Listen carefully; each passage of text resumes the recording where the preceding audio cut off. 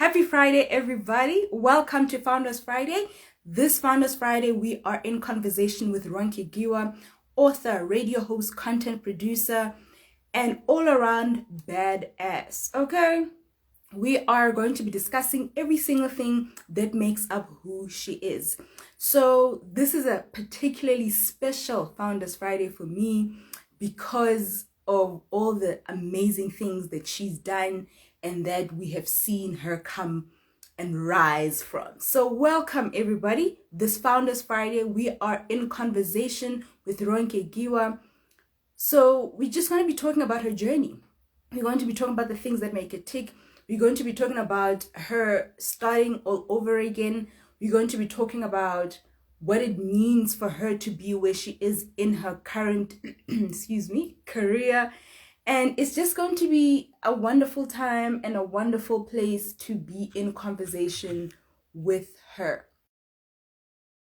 Log on to us. Let's see what happens. But I'm just waiting for her to join us. And once she joins us, the conversation will be in full force. There we go. Hi. Hi, how are you? I'm very well, thank you. So sorry the light is so dim. Oh, my goodness. But it's so good to be here. No problem. I just came from load shedding in South Africa. So that's why I was also having a bit of internet I see. connectivity issues. I'm on the other hand, I'm in Lagos. I live in Ibadan. That's a city right next to Lagos in Nigeria. But then I'm in Lagos for the weekend because my mother-in-law's 80th tomorrow. So we're all here in Lagos for the weekend. So that's why I'm in the hotel right now. So that's why the light is. No, Yes. Well, so good to see you. no, so good to see you as well. Just before you even introduce yourself, I want to say to my audience who are watching, I had originally scheduled this Founders Friday Live for last year, and I'd sent Ronke a message. And then this year, completely out of the blue, she says to me, "Oh my gosh, Instagram has hid this message from me.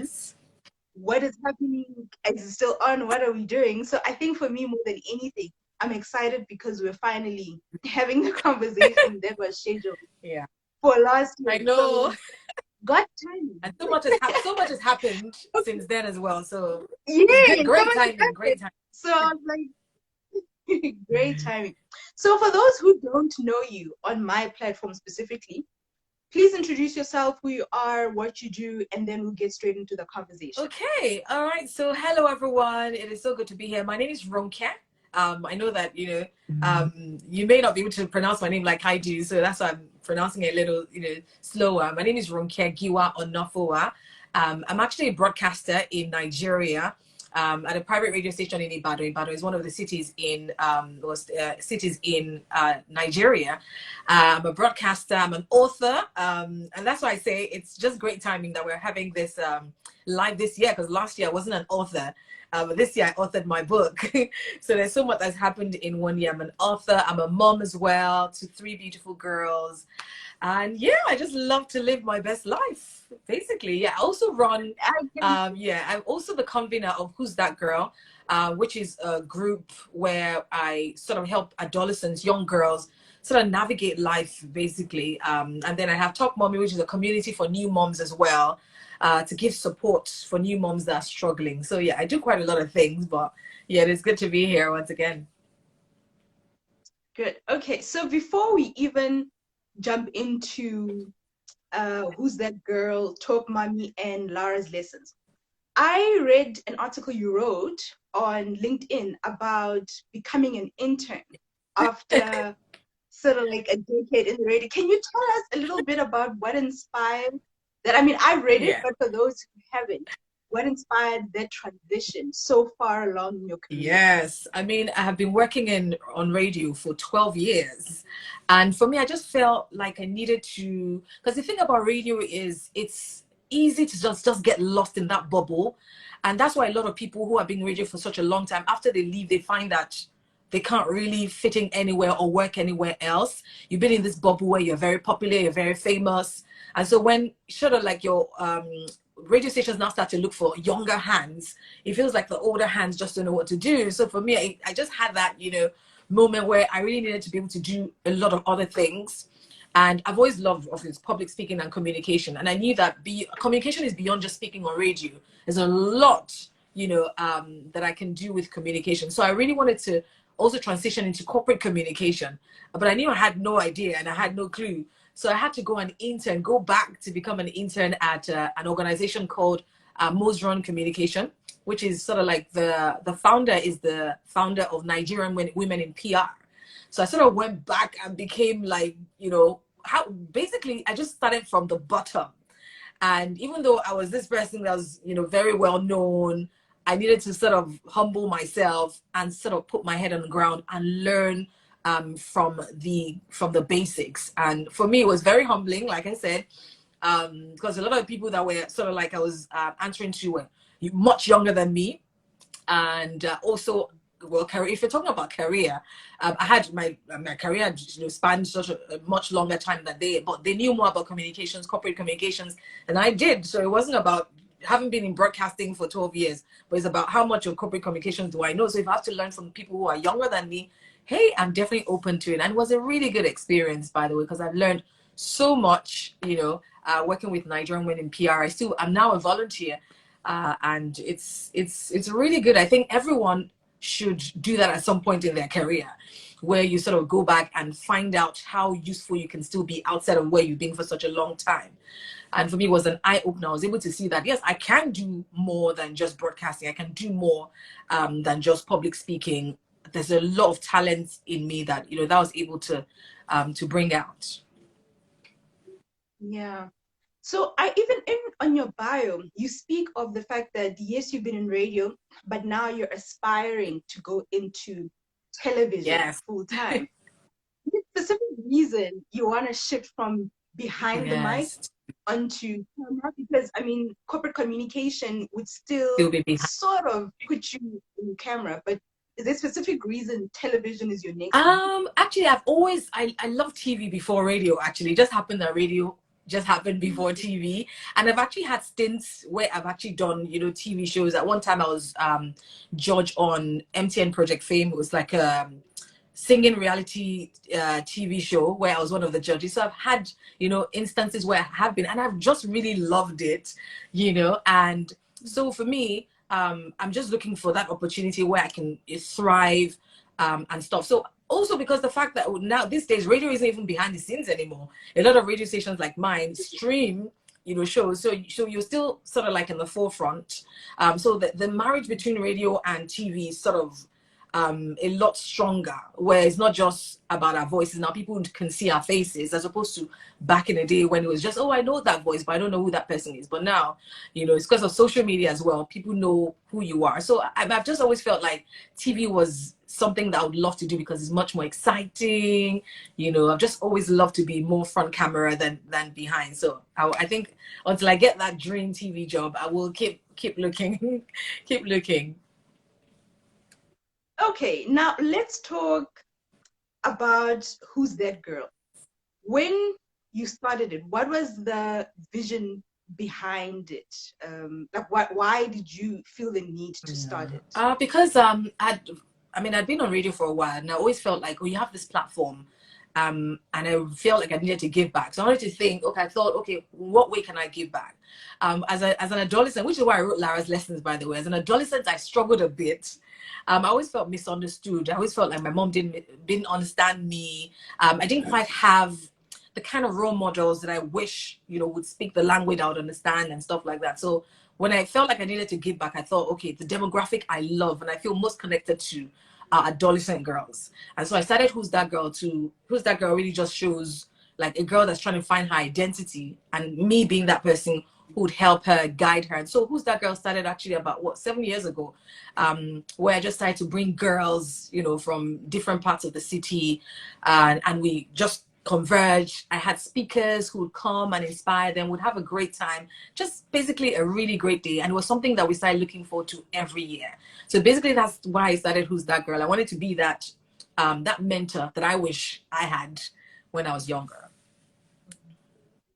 So in building it, obviously, because you have a vision for what you think it's supposed to look like, what are some of the difficulties did you encounter that you thought, man, I didn't know this when I wanted to do this specific platform? I think the number one thing for me is not to sort of go in with too much emotion, because the thing is, I didn't realize that there'll be so much that people would try to put on me. You know, a lot of adolescents going through things in their homes. When people would come to such events and talk about being raped, I realized that I'm a very sensitive person. And I can be an empath. I'm an empath as well.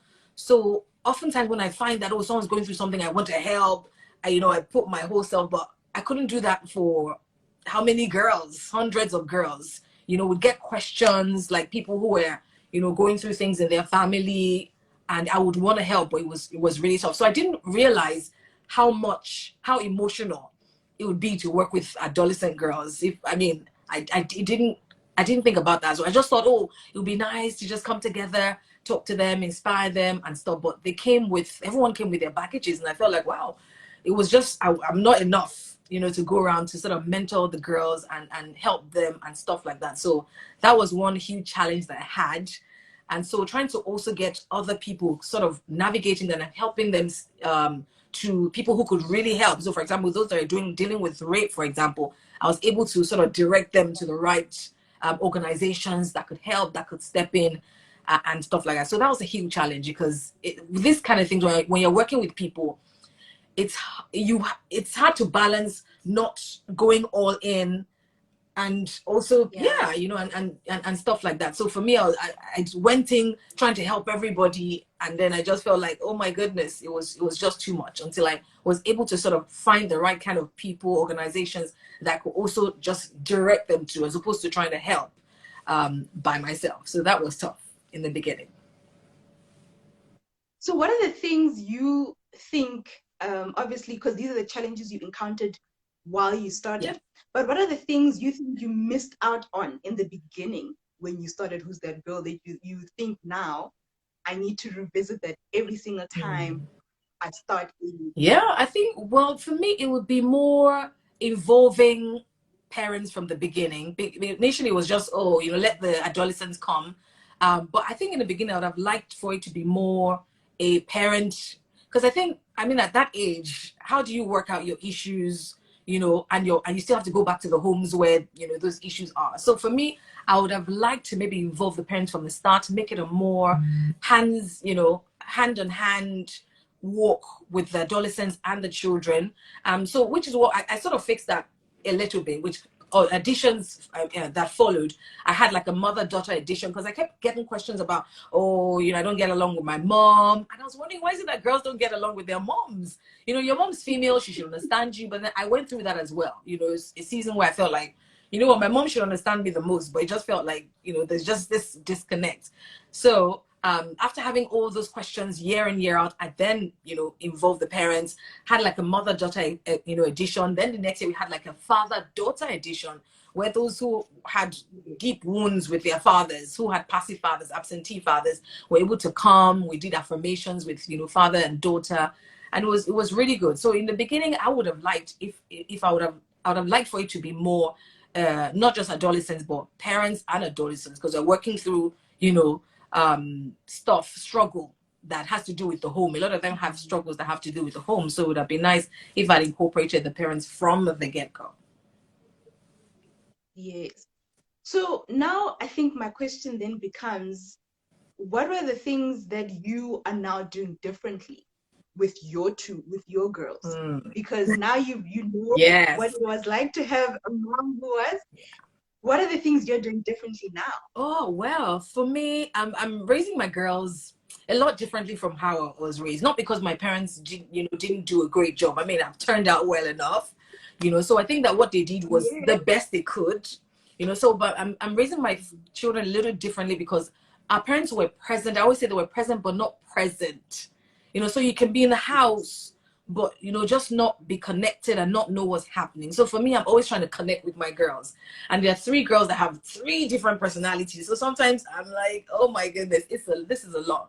And I feel for our parents, we were about 5 children in total. they didn't really have time to start connecting with you individually. So they sort of treated all the kids like all you kids. So if they're giving instruction, it's all you kids. If they're telling somebody off, it's all you kids. But I can't do that with my kids because one of my kids, for example, is very sensitive, you know, and so what you say she'll think about for a long time. I have another kid who you tell her off today, in 2 seconds she's coming and say mommy, and she's trying to put her head on my lap and stuff like that. So I find that they are very different. So I have to, and it is a lot. Being deliberate as a parent is a lot. So I'm trying to be more deliberate than my parents. And even though they did as much as they could, I want to do more. I want my children to not just be people who can make their beds, who can, you know, be polite to adults, but people who can be happy, wholesome individuals as well. And that really takes a lot. Because yes, as Africans, there's certain things that parents did that we felt like was a bit too harsh. But we feel like, oh, you know what, yeah, we survived. But people often say, did you really survive without all the trauma that we that we're carrying and baggages that we're carrying? So do we really need to want to transfer that to the next generation? You know, so and I'm pretty proud of my friends as well, because they are being more deliberate, you know, about raising their children, about being present, about attending some of their events in school, just making sure that they know that, oh, they are loved. And so that's basically what I'm doing different. Just not just being around, but being present, letting them know that I see you, not just as one of my kids, but as you, you know, the 4-year-old, as you, the 15-year-old, as you, you know, and I think that's very important to me and to them as well. Yeah. So I want to jump onto Talk Mommy, but I want to zoom in first to a reel you did, I think this week, if I'm not mistaken. And it was about when people were looking at you and saying at 35, yes, why don't you do it? So I want to zoom into that first and just ask that kind of pressure.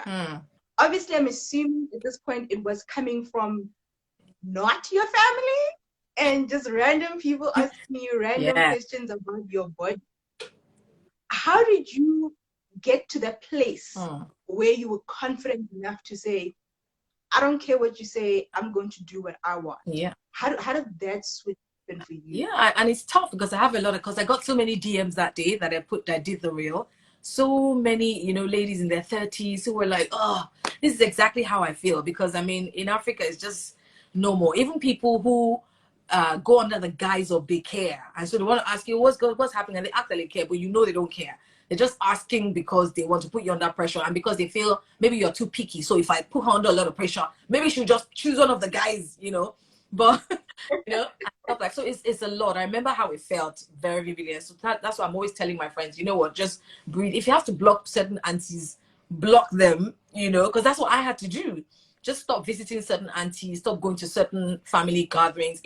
If I'm going to go there, and by the end of the day, if I leave and I'm feeling, you know, like so burdened with this pressure, you know, so it's tough, because especially for women, it's not like, especially in Africa, you're even encouraged to go out and ask a guy out or shoot your shots. You're encouraged to just sit there and wait for a guy to come. So if I'm the one waiting, why are you putting pressure on me? Because then I'm the one waiting for someone to come and, you know, and stuff like that. So it's a lot. But for me, I had to block certain people, certain aunties that would put pressure on me and say, hey, what's going on? Are you too choosy? What's happening? I had to block certain aunties to get my peace of mind, you know. And thankfully, I wasn't living at home. And even though it wasn't like my mom and my dad were putting pressure on me per se, it was more the people maybe at work, you know, who didn't. Yeah. So a lot of it is not coming from a good place. You have to understand. Some people are asking because they really care, and yes, they want to know if, you know, are you okay and stuff like that. But you need to know those who are asking because they care, and just tell them, look, hey, you know what, it will happen. I know that it will happen, because I know that if I desire something, it will come to me. But then the people who come with bad intentions just to mock you and let you know, because I was told all sorts of things, like, oh my goodness, she's in her 30s, she'll never marry, you know, nobody will ever, I mean, you know, so you have to be able to block those people out. If you need to tell them and be assertive enough to tell them, do you know what, don't ask me about this again, because you don't know me that well to ask me about marriage. What if I don't want to get married? You know, I had to scar some people by saying, what if I don't want to get married? Because that way they know that it is an option. There are people who don't want to get married, you know, so that way they can get off your case. Yeah, you have to have a thick skin, and just not let the pressure get to you, because there is pressure from within as well. We put pressure on ourselves even when we're single, because you go to a party and thinking, okay, maybe I'll meet somebody today, maybe I'll meet, and then so there's pressure from inside, and then you don't need the pressure coming from outside as well. So for me, it was more just blocking the people that were putting too much pressure on me that I knew that was just too negative, and just believing within myself that, yay, I'm beautiful, I'm smart, any guy will be lucky to have me. So Yeah. yeah, any guy will be lucky to have me. And just also work on myself. I traveled, I made friends, I just lived instead of just sitting down and waiting for it to happen. So basically that's how I was able to overcome that period. Okay. That sounds interesting. So we must just live our best lives and everything else Yes. will come to place. All right, let's talk mommy. Yes.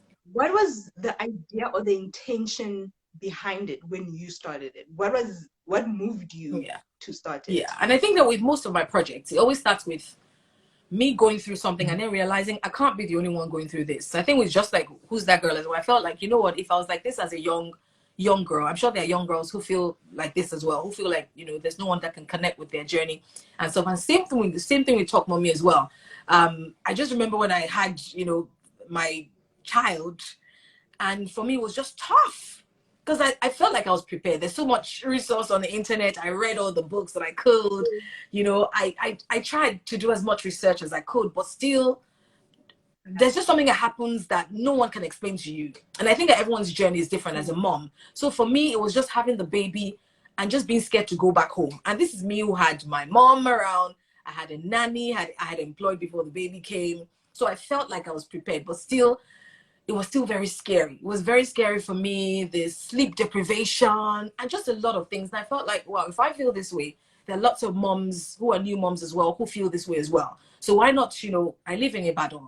There's a community of mom that would be out there who would. And so I just started the Instagram group, and it was amazing how many moms. Our first outing, I think we had about 20 moms who came to the event, or 30. What about 30 moms that came to the event, new moms, and we had a great time talking, just having somebody to rant to who identify with what you're going through. Not somebody who says, oh, you know what, you're just being ungrateful. You just had a baby. Shouldn't you be grateful? But having someone say, do you know what? I totally get that. The sleep deprivation just hits you like, what? I haven't slept in 2 days and I still have to care for a baby. So that was what Talk Mommy was about. It was my personal struggle as a new mom. And I felt like I'm sure there are other people like me who need somebody who can just say, I get you. And so that was basically what Talk Mommy was all about. So I'm going to ask the same question that I asked with Who's That Girl? What were the things that surprised you after you had started Talk Mommy that you were like taken aback by? Well, let me see. I think Talk Mommy was easier than Who's That Girl, to be honest, because I think because with new moms, everyone just wants somebody who. So for me, I think what was most surprising was how many people could relate to what I had gone through. So it was, because I felt like, wow, thank God I didn't keep quiet, because there's so many moms who could totally relate with that postpartum period and just feeling like this is too much. I was surprised at how many women could relate to wanting to slam something on their husband's head because you're there breastfeeding in the middle of the night and your husband is, can't really help because you just want to sleep, but the baby needs you. So, it was mind blowing. Do you understand that? So there's so many women who felt resentful as well that, hey, how come this guy gets to sleep and I have to be awake all night? No, get up and just stay with me. Do you understand? So that was surprising for me. It was a pleasant surprise because then I felt like, oh, okay, and we're able to talk about it and, we're able to communicate what we're feeling. And that really does go a long way. Just having people say, wow, I totally understand that I went through that as well. So it was a huge surprise for me that there were more women. And it's so surprising also because I feel like if there's this many women who are going through these things, why aren't we talking about it enough? So but I'm glad that people are talking about it a lot more. But I think with the thing is, before you have babies, even when people are telling you, hey, this is tough, it's not just have the baby and it's like, ooh, sunshine. You just don't get it until you until you sort of experience it. So it was very surprising to see that so many women, a lot of women were depressed after having their baby, but didn't know, it was depression. They just felt like, you know what, maybe I'm just being ungrateful. That was a big pleasant surprise for me, and I'm glad that we're able to sort of form that community and just be there for them. Okay. So you're a broadcaster. You've got a wonderful life in broadcasting. You are moving into the television space. You're interning. You've got organizations that you are running. And in the middle of all of this, you've got 3 girls, and you think to yourself, I don't have enough work. I'm going to be an author and I just know. go with it. So how did the author in you arise in the middle of all of this during a pandemic? Yes. No less. Absolutely. And I think it was a pandemic that actually pushed out the idea of being an author in me, because when the pandemic hit, we couldn't have a gathering of Who's That Girl like we normally would. So it was very frustrating because I felt like, wow, you know. But then I thought, you know, it's even better to put something in a book, because we come every year to do Who's That Girl. Inspiring speakers come, the girls are inspired, you know, they go home. But I also realized that just with everything, you can be inspired and you can be excited, and then like 2 weeks later you're like, okay, what was it they said? Yeah. So I felt, you know, how about you put something in a book? You know, the book will always be there. You can open the book. And so for me, it was like putting Who's That Girl in the book. We always talk about life lessons at Who's That Girl, lessons that girls must know, you know, before they even hit a certain age. There's so many things that we were not taught, and we're just expected to know. We're expected to know how to make money. We're expected to know how to appreciate ourselves, how to be our authentic self. But I believe that these things ought to be taught. So that's why a lot of people grow up, get jobs, and still are broke, because nobody taught you what to invest, what to save, what to do. And so for me, it was just, okay, all these years we've had Who's That Girl, some of the things that we've talked about, some of the things that I would like the girls to remember were the things, you know, I put in Lara's lessons. And so for me, it was just a great thing. It took some time to write, like about a year, but it was worth it in the end. It was worth it in the end. So are you only, because obviously the first book was based on, from what I could glance, it was based on a lot of the lessons that you had worked on with the girls over the past 7 years. Is that the only installment of the book, or are we going to get others that are more in depth and focused on other things as you're going? Absolutely. I think with the writing, it's like once you have a bite, you just can't stop, you know. You know, so because I mean, before writing, I never thought that I actually could be an author. I just thought being an author was something that was just for a certain kind of people. And you know, for me, writing it was pushing myself and challenging myself that, hey, you can do anything you want to do. You know, don't let anybody tell you, you know, something is just for certain people. You can do anything you put your mind to doing. So for me, I have written, in fact, I've already written, because I was thinking I wanted to write something for a younger, because I have a 4-year-old. I wanted to write something, you know, for younger girls. And I already have 2 books on the way that I've written for, you know, for younger girls, for more than like toddlers, for between age 1 to 5 or age 1 to 6. You know, that's easy for them to read and stuff like that. Lessons that they can also learn. It's called Lulu Learns. So yeah, I want to write something else for adolescents, which would be more in-depth, because I also, when I look back at my life, I find that there's so many lessons about my life that I want to write. But I guess for me, thinking about writing about myself is a little cringe. But I need to overcome that, because there is a lot of lessons that I learned as an adolescent beyond Lara's lessons that I wanted. So yeah, I do have something else in the works for older adolescents, but I want to release something more for the younger girls, because I think that that's the best way to sort of teach certain lessons even about, you know, about your body. Things I talk to my 4-year-old about, you know. A lot of parents, I don't know how to talk to their children about good touch and bad touch, talk to their children about just certain things. Yeah, so which the book will address. That's good. I mean, I'm excited because I can hear the passion in your voice about all the things that you're planning, and you're moving in all these different directions. Yes. I want to ask a more personal question. COVID was a mess for a lot of people everywhere.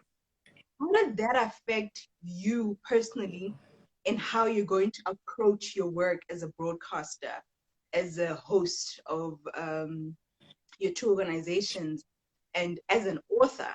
How has COVID changed your perspective? Okay, well, wow.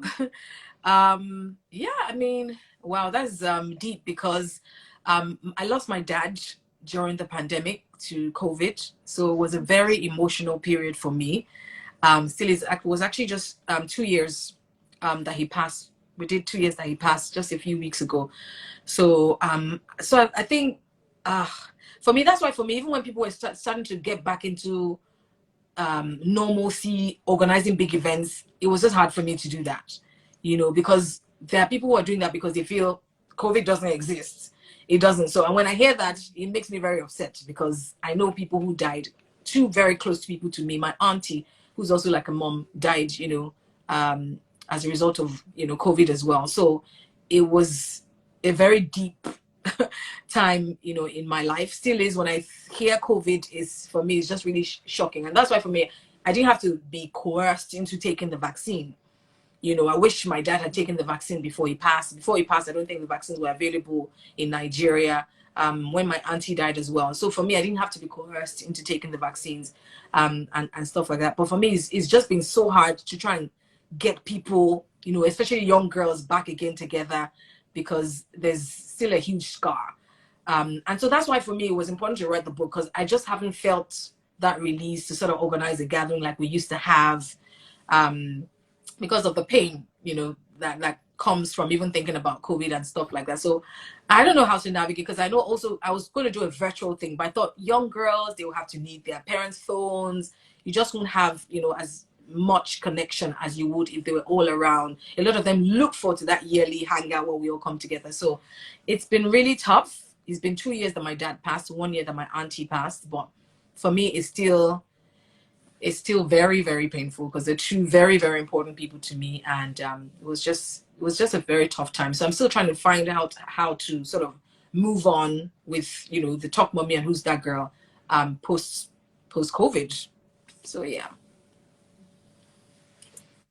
I'm sorry for your loss, and I think you and I are one of those people where when the vaccines came out in South Africa, I also do need to be coerced because when you see your loved one virtually, because we had to conduct virtual memorial services because we couldn't gather. Yes. And that sense of not being able to say goodbye was such a painful thing. Yeah. So I think I understand where your answer's coming from. COVID was just one of those things it was. we never ever. Oh my goodness, yes. Yeah. So, okay, now I want to wrap up the conversation and I want to talk about what, from all the things that you've done over the years, all the people you've connected with, what is the greatest piece of advice you've ever received that till today you still use? Let me see. Greatest piece of advice.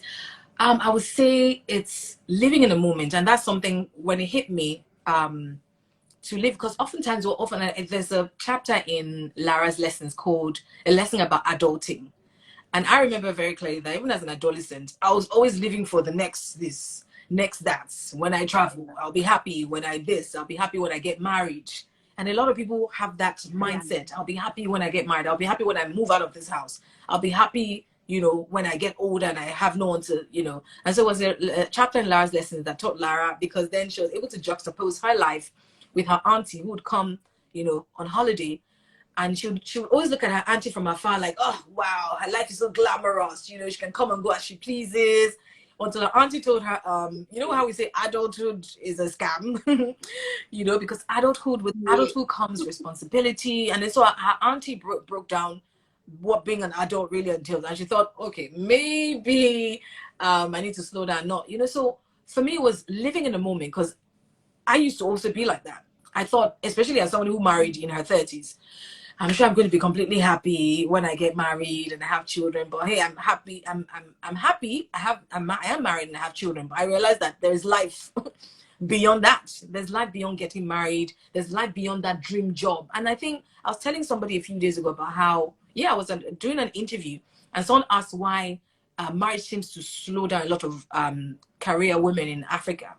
And I said, because we've been conditioned to think that the thing we're aspiring for is marriage. And so when we do get married, it's like okay, what am I supposed to do with myself? And so we invest so much in that marriage and in that husband that career suffers, everything else suffers. And I know it's hard because obviously when you get married, you know, have more, but I don't think that your life needs to slow down because you are married. You can do as many things, you can be as many things as you want to be. Of course, if you have a supportive spouse, that is super important, a supportive spouse. And thank God that I have that.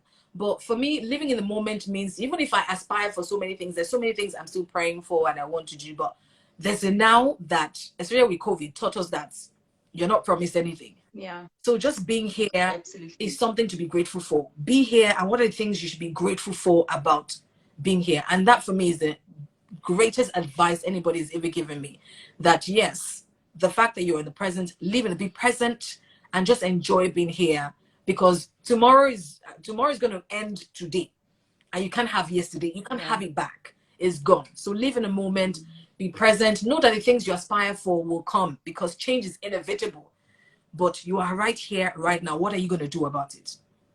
So that for me was the best advice anybody ever gave. I've been more present, even with my kids, more present. So even if I feel like next year I'm going to be living in Timbuktu, but I'm still here right now. So I'm not going to stop myself from buying those pair of shoes that I love. I'm not going to stop myself from doing what I like and what will make me happy, because nobody promised me tomorrow or next year. So okay, so now we are closing the conversation. We've talked about your ambitions, we've talked about your new journey, we've talked about you starting from the bottom. And now you what is the one thing from your story do you want people to take away from this interview? It's that you can be whatever you want to be, I think. And I always tell people I feel like I've lived many lives, because actually I studied music at the London Center of Contemporary Music. In my as a teenager, I used to love, music. And so I went abroad, studied music for 3 years, and I stayed there for a bit. I actually moved back to Nigeria to actually pursue a career in music.